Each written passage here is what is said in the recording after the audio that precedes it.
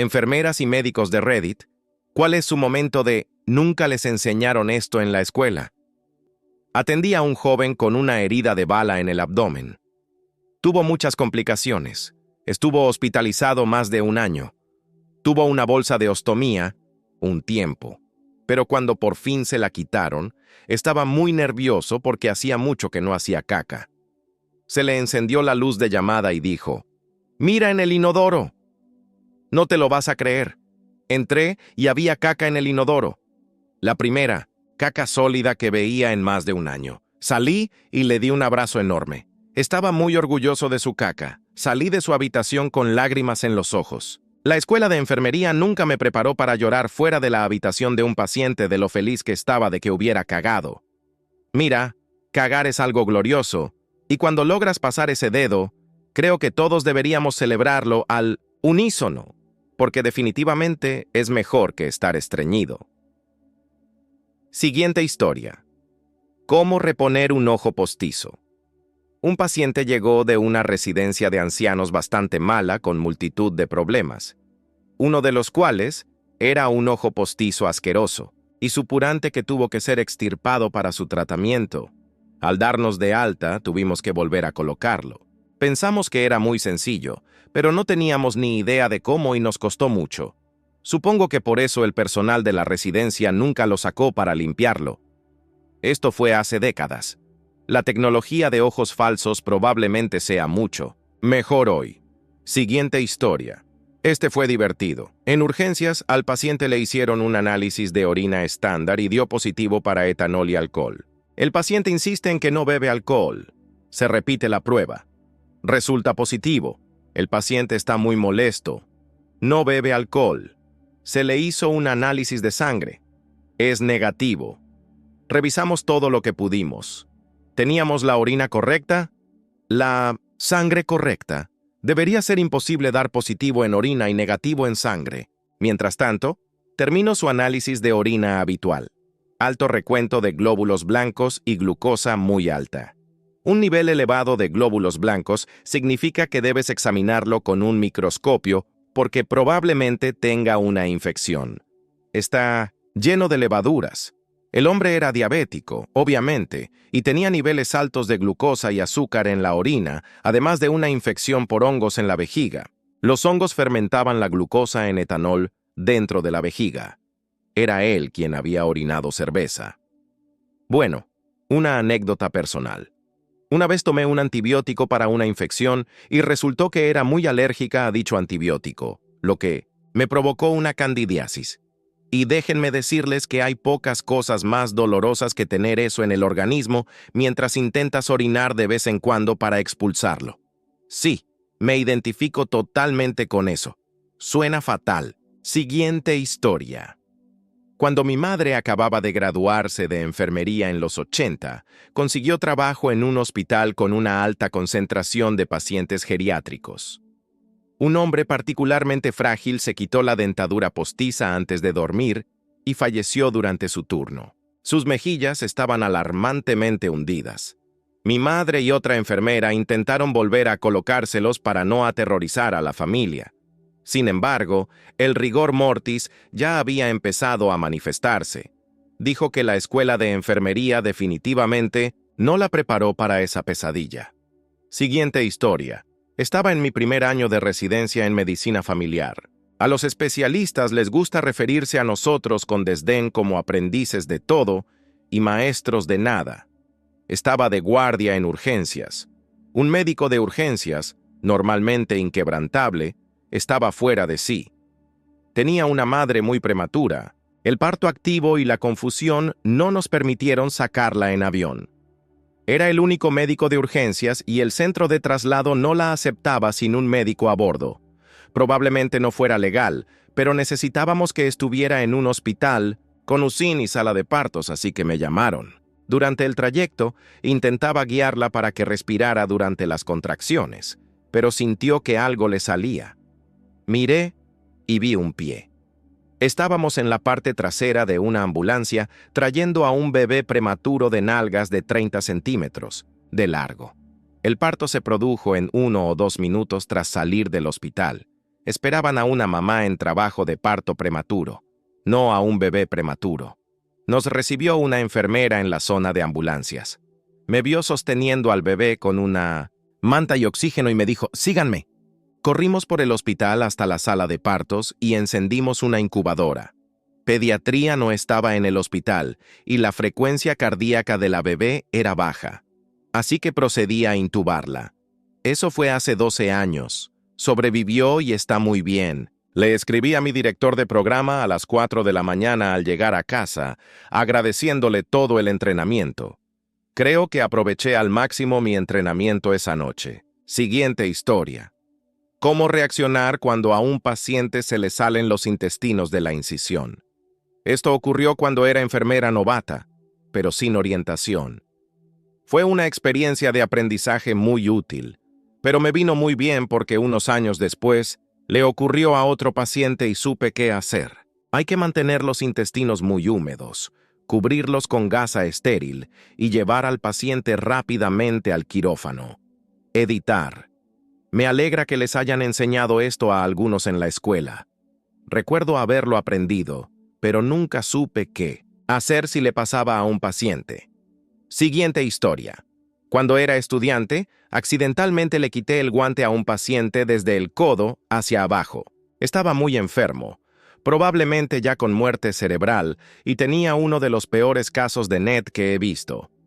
En fin, estaba ahí dentro sujetando la piel del brazo de esta señora al revés como un idiota, con la familia parada en la esquina, horrorizada, y me quedé paralizado. Mi primer pensamiento fue volver a ponérsela. Pero por suerte, una de las enfermeras jefas me rescató y me cortó esa porquería. Siguiente historia. La primera vez que tuve que decirle a alguien que su ser querido no sobrevivió. Aunque lo abordan, nadie te dice cómo darle una mala noticia. Qué mal e impotente te sientes al hacerlo. El hecho de no poder responder a sus preguntas de pánico. Lo que se siente al darse cuenta de que no hay nada que decir a los familiares que realmente los consuele. Lo sorprendido o incluso enojado que estarás cuando a algunas personas no les importe que mamá esté en crisis. Qué vergüenza te sentirás al mirar atrás y darte cuenta de que, después de un tiempo, te estás volviendo insensible a todo. Sí, probablemente tuviste que ver alguna presentación sobre las 5 etapas del duelo en algún momento, y tal, ves una charla genérica sobre qué no decir. Pero hasta que no lo hayas superado varias veces, estás improvisando, y probablemente mal. Siguiente historia. Aquí la enfermera. Un día una auxiliar de enfermería, muy asustada, se acercó corriendo al mostrador y dijo, «Tiene que venir a ver esto, no sé qué es». La auxiliar me llevó a la habitación de una paciente donde le estaba dando un baño y me señaló, «Una zona en las nalgas. ¿Qué es eso?». Me inclino para examinarlo mejor cuando la paciente empieza a darse la vuelta y pregunta, ¿es mi ojo? Efectivamente, no recibí ni reporté que mi paciente tenía una prótesis ocular, que en algún momento se salió de la órbita y se le pegó a la nalga. Salí de la habitación y nunca me había reído tanto en mi vida. Sí, con esta sería difícil contener la risa. Bueno, obviamente no es tan gracioso, pero lo es, simplemente lo es. Hay que reírse de eso, ojalá hayan podido recuperarlo. Siguiente historia. Terapeuta respiratorio. Aquí cómo actuar cuando desconectamos el respirador y dejamos ir a un paciente, especialmente cuando la familia está presente. En su defensa, nos avisan si va a suceder, pero nunca es hasta que uno lo hace que se da cuenta de la espera. Me gusta hablar con mis pacientes, incluso si ya están en muerte cerebral, aunque tuve que desconectar a pacientes conscientes. Fue duro, como mínimo. Esto me da la sensación de que, si al menos una pequeña parte de su conciencia sigue viva en este momento, saben que no están solos. Me digo que al menos de ahora en adelante, ya no sufrirán más. Siguiente historia. Todas esas cosas que animas a tus pacientes a hacer: comer bien, hacer ejercicio, dormir lo suficiente, etc. Esto también aplica a ti. Conozco a muchas enfermeras que no se cuidan mental, física ni emocionalmente, en un entorno muy agotador. El autocuidado es fundamental, y a veces nos olvidamos de nosotras mismas al intentar cuidar a los demás, pero no le somos útiles a nadie si nos desgastamos. Siguiente historia. Tantas cosas. Esto es lo que se me ocurre ahora mismo. El azúcar se usa para volver a colocar el recto prolapsado de alguien. Se espolvorea y se deja reposar, extrayendo algo de líquido de los tejidos del recto y simplemente empújelo hacia adentro. Fue una capacitación divertida en el trabajo. Cómo meter a alguien en una bolsa para cadáveres con dignidad, sobre todo si es alto o está en una posición incómoda. Gangrena de Fournier. Un día, siendo enfermera en urgencias, estaba supervisando a un técnico de atención al paciente, y un paciente me pidió que le ayudara a curar su herida. No era por eso que estaba en el hospital. Pensando que sería una gran lección, llamé a mi técnico para que aprendiera a curar heridas. Ese día aprendió a mantener una excelente cara de póker. Nunca bloquees tu propia salida de una habitación con un paciente psicótico activo. Cómo consolar a un bebé desconsolado mediante una combinación de silbidos suaves al oído, un balanceo algo agresivo y un tarareo. Cómo interactuar con los pacientes y sus familiares en los peores días de su vida. Cómo sostener la mano de alguien que acaba de recibir una terrible noticia sobre su propio pronóstico o el de un ser querido.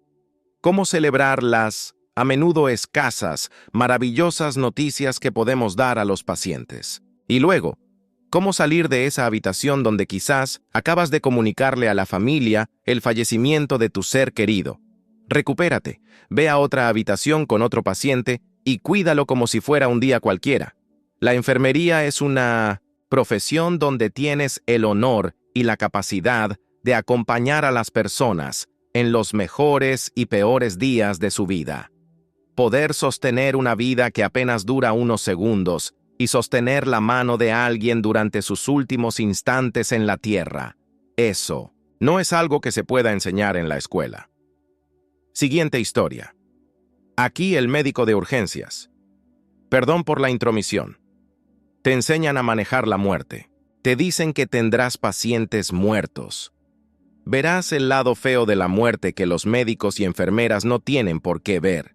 Porque cuando reciben al paciente, la mayor parte de lo feo ya lo manejas tú. Así que necesitamos ser insensibles. Pero, cuando tienes que sostener la mano de un niño menor de 10 años que dice, no quiero morir, y luego verlo caer en un sueño sin despertar, te cambia la vida. ¡Qué lástima! No quería llorar esta noche. Basta de Reddit por hoy. Siguiente historia.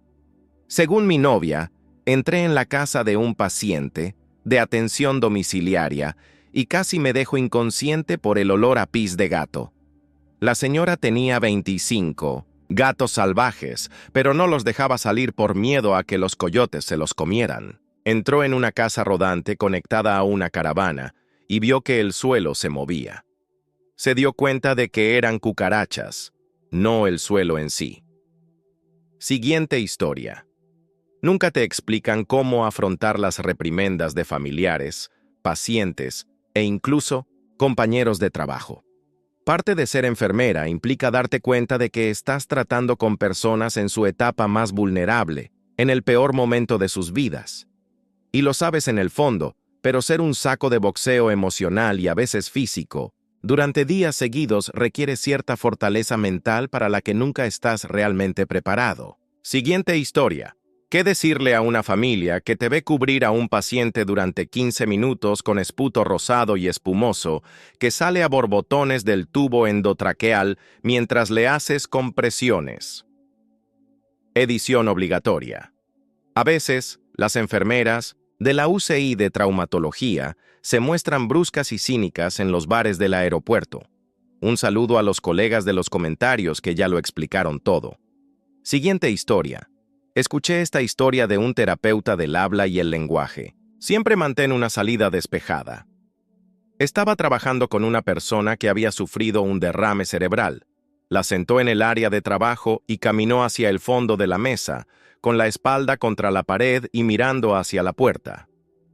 Repente la pequeña dijo, «Sé quién eres. Eres la mujer que se ha estado acostando con mi esposo». De repente, esta señora se abalanzó sobre la mesa y con toda franqueza intentó matar al SLP. Por suerte, mucha gente acudió cuando gritó «Código Azul». No se le ocurrió nada más en ese momento. Siguiente historia.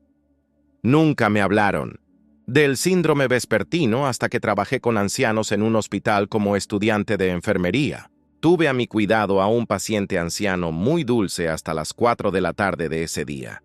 De repente, quedó poseído. Empezó a gritar y a alucinar, y no era el hombre al que había estado cuidando antes. Me quedé atónita cuando la enfermera, la que seguía, me dijo que tenía síndrome del ocaso y me lo explicó. Siguiente historia. Soy Aaron. Para mí, lo más sorprendente ha sido ver de primera mano la paz que le da a un paciente poder elegir cuándo y cómo morir. Estuve presente en el primer desbridamiento autoimplantado con asistencia médica en mi unidad. El paciente estaba rodeado por sus seres queridos y todos lo observamos mientras se despedía y poco después exhalaba su último aliento. En mi área de enfermería, los pacientes se recuperan y regresan a casa. Siempre vi mi trabajo como un medio para ayudar a las personas a mejorar. Me llevó un tiempo procesar su decisión. Fue hermoso y apacible, y realmente me hizo ver la enfermería de otra manera. Me preocupo por las personas para ayudarlas a vivir, pero a este hombre lo apoyé hasta su muerte. Siguiente historia. La más memorable. Masaje cardíaco durante 10 minutos seguidos mientras un tipo se desangraba por múltiples heridas de bala. Tuve que meterle el puño en el pulmón izquierdo para localizar el corazón y administrarle RCP directamente. Literalmente, bombeando el corazón de este tipo para que siguiera circulando. Me sentí como si estuviera haciendo un movimiento Fatality en Mortal Kombat. Era sorprendentemente pequeño y muy blando. Nunca te enseñan a esperar lo inesperado. Me trasladaron a la UCI en un día tranquilo. Enseguida me asignaron un paciente que sufría una hemorragia bucal violenta mientras toda su familia estaba dentro, enloquecida conmigo. Murió una hora después. Tuve 2 pacientes diferentes que llegaron con unos grandes cuchillos de cocina profundamente incrustados en la cuenca de un ojo. Ambos estaban despiertos y hablando. Las fiestas de enemas son comunes. La cirugía de implante de pollo inflable es bastante impactante, pero también asombrosa. Abrir un tumor y un quiste para encontrar dientes y cabello completamente desarrollados en su interior. El día que un paciente explotó en cirugía y salpicó todo el quirófano con un líquido marrón. Hay una cantidad alarmante de enfermeras y médicos que no tienen ni idea de lo que hacen. He aprendido muchísimo más, pero esto es lo que recuerdo de inmediato. Sin duda, esa es la parte negativa de trabajar en un hospital. Podría haber pasado toda mi vida sin saber algunas de esas historias. Es asqueroso, asqueroso. Me alegra que lo hagas para que no tengamos que hacerlo. Siguiente historia. Pacientes teniendo sexo o inyectándose en los baños. Personas que llegan con sobredosis y luego salen por la puerta en cuanto recuperan la conciencia para volver a entrar con sobredosis 1 o 2 días después. Luego se repite el ciclo cada 1 o 2 semanas, pero de alguna manera nunca mueren. Pacientes que fingen síntomas para que los ingresen y les presten atención, para que les den un día libre en el trabajo, para que los emborrachen con tonterías o lo que sea que busquen. Ancianas delirantes diciéndome que salga de su sala o me dispararán. Pacientes que llegan casi muertos por haber sido desatendidos en el sistema penitenciario. Siguiente historia. Si tiene una paciente en trabajo de parto o en cualquier procedimiento doloroso que quiera tomarle la mano, permítale solo 2 dedos.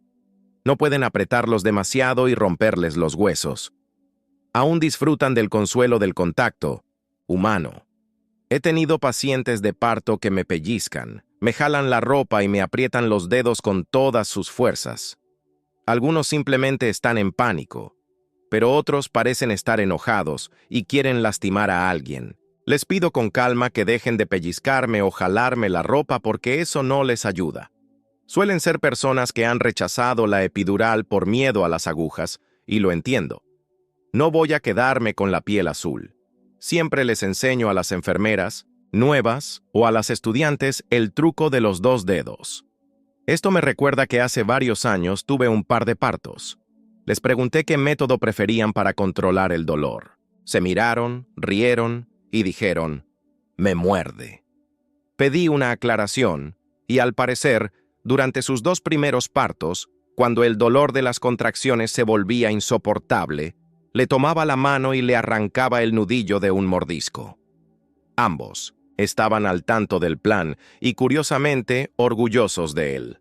Un par de horas después, el parto ya estaba bastante avanzado. Levanto la vista del examen vaginal y es hora de verla apretar los dientes contra su nudillo calloso. Parecía morder, con fuerza. Hizo una mueca, pero no emitió ningún sonido. Y así dimos la bienvenida al mundo a su pequeño. Empezaba la contracción. Tomaba aire a pleno pulmón y pujaba hasta la cuenta de 10 mientras le daba una mordida brutal a su hombre. Les funcionaba, así que ¿quién soy yo para juzgar? Pero me incomodaba un poco. Oye, como dijiste, les funcionó, les ha funcionado con otros niños y cosas así, así que déjalo vivir si le parece bien, adelante. Siguiente historia. Nunca enseñan a las enfermeras a expresarse ni a manejar las expresiones en situaciones inesperadas o difíciles. Personalmente no tengo problema en encontrar algo, pero observo a la gente a mi alrededor y los pacientes suelen preguntarme qué le pasa a esa enfermera o doctor. Mantener una expresión seria y relajada ayuda a que todos a mi alrededor se sientan cómodos. Poder explicar algo malo sin una expresión de pánico es una habilidad invaluable que sin duda se puede aprender y enseñar. Aunque nada puede prepararte para algunas situaciones, puedo decir que no puedo estar tranquilo con una persona de alto riesgo que se quita la cánula traqueal. Siguiente historia. Obligatorio. No es mi historia, sino la de mi abuela. Mi abuela era enfermera escolar en una escuela primaria. Estaban dejando salir a los niños y todos los niños esperaban afuera. La mamá de un niño pequeño vino a recogerlo. Mientras caminaba hacia el edificio, sufrió un infarto. Mi abuela le practicó RCP, mandó a alguien a buscar el desfibrilador y le dijo a otra maestra que llamara al 911, como se supone que debe hacer. Falleció antes de que llegara el 911. No creo que su tiempo en la Facultad de Medicina la hubiera preparado para eso. Siguiente historia. Mi madre era enfermera y cuidaba a pacientes mayores en una zona rural de Inglaterra. Aquí les cuento algunas de sus historias favoritas. Una de ellas era la de una señora que decidió ayudar a limpiar las ventanas. Usó la comida de su cena como jabón y servilletas. Fue un desastre divertido de limpiar. Otro fue el de 3 caballeros que pasaron la noche llamando a sus esposas. Una se llamaba Eddie, otra se llamaba Emma, la otra se llamaba Elspeth. Dijo que ese fue uno de los turnos más largos de su vida. Finalmente, dijo que la mayoría de los hombres mayores eran completamente inútiles a la hora de pedir la cena. Siempre decían algo como, «Ese es el trabajo de mi esposa». Solía pedirle solo la opción básica de carne y 2 verduras, y rara vez recibía quejas. Lo que le gustaba a tu abuelo solía ser la mejor opción. Mi abuelo era granjero. Siguiente. Historia. Cuando tu paciente tiene una caca del tamaño y la forma de un balón de fútbol atascada en el trasero, y tienes que usar el dedo para sacarla con cuidado. Cuando el médico llega y le dice a tu paciente que se está muriendo de cáncer, luego se marcha y te deja solo para que lo recojas. Cuando tu paciente tiene 90 años, tiene demencia, diabetes, cáncer y llega al hospital con neumonía. Pesa 30 kilos. Empapado. No es más que un saco de huesos que no se reconoce en el espejo. Aún así, su familia insiste en que les hagan RCP. Siguiente historia. Como ecografista, a menudo tengo que mantener la cara seria cuando veo algo muy alarmante o triste en la pantalla.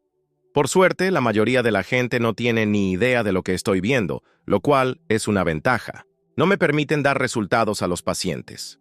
Los médicos dan las malas noticias, así que tengo que mantenerme neutral. Es muy difícil. Siguiente historia. Tuve una paciente de unos 60 años que se presentó a una cita el mismo día para recibir atención médica desde fuera del estado. No tiene historial médico y niega cualquier historial médico importante o medicación. Nunca fumó, bebió, ni consumió drogas. A mitad del examen, empezó a decirme que veía líneas malignas por toda la casa. Afirma que no puede cruzar estas líneas y, por lo tanto, no puede acceder a partes de su casa, como el baño. Oye voces a través de las paredes, siente sombras por la noche o demonios, y cree que los vecinos la están maldiciendo constantemente. Empieza a hablar de ocultismo y de la masonería que gobierna el mundo. De repente se detiene a media frase. Me mira, fijamente sin pestañear y quiere saber si podría hacer un exorcismo. Perdón, me perdí esa parte de la Facultad de Medicina. Siguiente historia. Acosado por un paciente mayor. El hombre tiene 80 años y está frágil. ¿Me dio asco? Sí. ¿Me amenazaron? No. Pero no nos enseñan cómo responder al acoso impotente de los pacientes hospitalizados. ¿Le consigo un nuevo médico? ¿Y si esa doctora también es mujer? ¿Debería aguantarlo? Trato a groseros y maltratadores todos los días. ¿Por qué iba a ser diferente? Sigo intentando averiguar qué hacer. Siguiente historia. Tantas cosas. Diría que lo principal para lo que no estamos preparados es lo crueles, acosadores e inhumanos que pueden ser nuestros propios colegas. No solo entre ellos, sino también con los pacientes y sus familias. No nos enseñan en absoluto a manejar el estrés laboral. No nos dan las herramientas para lidiar con ese compañero de trabajo gruñón que simplemente no se esfuerza. Y no nos enseñan a calmar a una familia que ha sido antagonizada por un enfermero, médico, auxiliar, técnico, etc., sobrecargado y agotado. He trabajado como técnico de emergencias médicas, técnico y ahora como enfermera. Y puedo decir sin lugar a dudas que el estrés en mi trabajo proviene más de las tonterías de mis compañeros que de cualquier otra cosa. Quizás trabajo en el hospital equivocado. Siguiente historia. Como estudiante de enfermería, observé una cesárea con preeclampsia. Lady está despierta con la epidural puesta y una pantalla frente a ella. Todo salió bien, nada grave. Me cosieron el útero y yo estaba empezando a relajarme y a mirar a mi alrededor cuando el cirujano le pidió al estudiante de medicina que estaba a los pies de la cama que se hiciera a un lado. Luego, metió la mano y bombeó el útero 2 veces con fuerza, expulsando rápidamente los residuos de sus partes íntimas. La pared no estaba tan lejos de los pies de la cama, y esa estudiante sin duda había estado en la línea de fuego. En Lakoff, fisioterapeuta no se dio cuenta, y el marido tampoco pareció darse cuenta. La estudiante de medicina y yo nos miramos. Ella solo dijo, supongo que es bastante lógico. No sé qué tan común es eso. No he vuelto al quirófano, pero no estaba preparada. La siguiente historia. Que te regañe un médico, un paciente, una compañera de enfermería, la enfermera jefe, etc. Por algo que no fue tu culpa. La primera vez que me regañaron fue por no llamar a un análisis matutino que no era un resultado crítico. Fue difícil no tomármelo como algo personal y necesité un minuto para recuperarme. Desde entonces, acepto mejor las críticas, pero a veces todos gritamos, sobre todo en situaciones de mucho estrés. Y a veces la gente es idiota. Siguiente historia. En resumen, una residente en una residencia de ancianos tenía hemorroides. Se notó que sangraban al principio de mi turno. Les dije a mis auxiliares de enfermería que me avisaran cuando la cambiaran para poder ajustar la cantidad. Se enviaron las órdenes de medicamentos. No hubo nada de los auxiliares de enfermería. La residente estaba bien cuando la revisé. Pasé la información al siguiente turno y me fui a casa. Al día siguiente me llamaron a la oficina para que me regañaran. Seguí el protocolo y registré el trabajo con precisión. No hay medicamentos disponibles en este momento. No hay ninguno de repuesto. Entonces me dicen por qué no le puse un cubito de hielo. ¡Un cubito de hielo!, exclamo. Sí, Dicen, ¿no aprendiste eso en la escuela? No. Necesitamos que un médico nos recete una compresa fría y ni hablar de poner un cubo de hielo donde no da el sol. Siguiente historia. Aquí el paramédico. No te dan una clase sobre cómo comunicar las malas noticias a la familia como la muerte de un ser querido. Con los años descubrí que si dices abiertamente tal y tal está muerto, usando literalmente la palabra muerto, la gente lo entiende mejor. Es brutalmente honesto y sin rodeos. No uso palabras que hayan pasado de generación en generación ni que estén en un mejor lugar. No soy una persona religiosa ni remotamente espiritual, así que no digo tonterías religiosas. No es mi lugar, así que simplemente les doy los hechos. Siguiente historia. Aquí el doctor, un bebé de 2 meses, llegó sin reaccionar. A pesar de nuestros mejores esfuerzos, no pudimos hacer nada. En esa situación, tenemos que asumir lo peor, a pesar de la historia de la madre. Y el bebé debe ser examinado y, a veces, sometido a una ecografía para verificar si hay evidencia de abuso. Tuve que improvisar mientras le quitaba un bebé muerto a la madre histérica y extremadamente alterada que me gritaba en un idioma que no entendía. Hasta el día de hoy, nunca olvidaré esos gritos de dolor. Padres, por favor, no dejen que su bebé duerma en la cama con ustedes. Siguiente historia. Tuve un paciente con una dentadura horrible, consumidor de metanfetamina. Se le cayeron un par de dientes durante una desintoxicación, así que lo subieron con ellos en un recipiente para dentaduras. Fue una conversación muy incómoda cuando despertó. Siempre que hay algo en el trasero. Aquella vez que una abuela de 100 años se rompió la cadera al caerse de la cama, pero no la cama. Hablando en serio, las llamadas de «tu ser querido está muerto». Esto normalmente lo hacen los médicos, como creo que debería ser, pero a veces lo hacen las enfermeras. Siguiente historia. No soy enfermera ni médica, pero nunca olvidaré el comentario que me hizo la enfermera de parto. Había estado de parto en la bañera del hospital, pero no se suponía que diera a luz allí. De repente, sentí que el bebé venía. Mi esposo tiró del cordón de emergencia y las enfermeras entraron corriendo. Entre la bruma del dolor que me embargaba, oí a una enfermera presa del pánico decir, «No sé qué hacer. ¿Qué hacemos?». Recuerdo perfectamente reírme para mis adentros y oír la voz tranquila de mi matrona decir, «Está bien, lo tengo todo», mientras pasaba junto a la enfermera y tomaba el relevo. Siguiente historia. Mi hija tenía un quiste mucoso en el labio. Qué cosa más horrible, gigantesco, palpitante y terriblemente vergonzoso para ella. Como no se le quitaba después de una semana aproximadamente, fue a ver a nuestro médico, quien casualmente tenía un grupo de residentes a su cargo esa semana. Todos vinieron a examinarlo y a aprender sobre el tema. Se lo acaban de extirpar hoy y había 6 médicos más allí observándolo todo. Es básicamente una glándula salival obstruida, llena de mocos en los labios, y fue una experiencia muy emocionante para todos menos para ella. Pobrecita.